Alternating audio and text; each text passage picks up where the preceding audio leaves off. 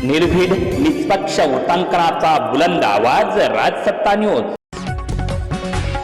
साकूर फाटा ते साकूर या रस्त्यावर अनेक वळणे आहेत। त्यातच प्रत्येक वळणावर अनावश्यक झाडे, झुडपे व काटेरी बाभूळ उगवलेले आहेत। त्यामुळे वाहन चालकास या रस्त्यावरून चालताना अतिशय खबरदारी बाळगावी लागते।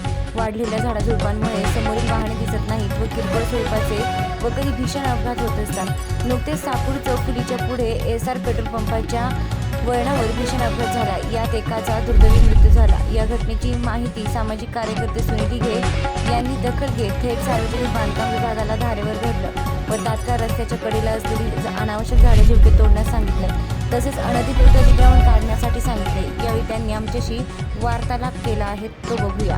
नाव सुनील दिघे, सामाजिक कार्यकर्ते, साकूर तालुका संगमनेर।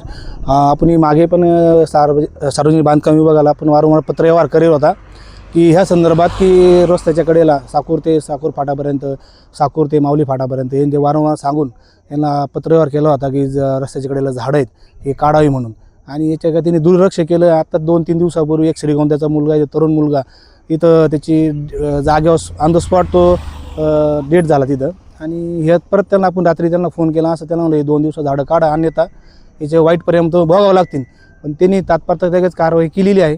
आणि कारवाई केल्याच्या नंतर आता त्याला मी एक सांगितलेलं आहे का बाळासाहेब खेमनर त्यांच्या घरापासून ते डोंगरी वस्तीपर्यंत ते रुंदीकरण करून घ्या, कारण तिथं बारीक रोड, तिथे 2 गाड्या पास होत नाही। आणि माऊली घाटाचा जो टर्न आहे तो एक सरळ करून घ्यायला त्यांना सांगितलेलं आहे। आणि हे जर तुम्ही केलं नाही, याचे मला आता मी काय आता बरेच दिवस झालेत की उपोषण वगैरे सोडलेले आहेत, नाही तर अन्यथा मला परत हे काम चालू करावं लागेल। याची तुम्ही दखल घ्यावा।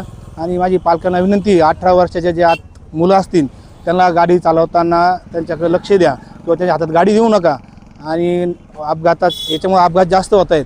आणि वाहतुकीचे नियम सगळ्यांनी पाळले पाहिजे। आज तो मुलगा गेला, त्याच्या घरी एक मुलगा मुलगी बारीक लहान मुलं होते।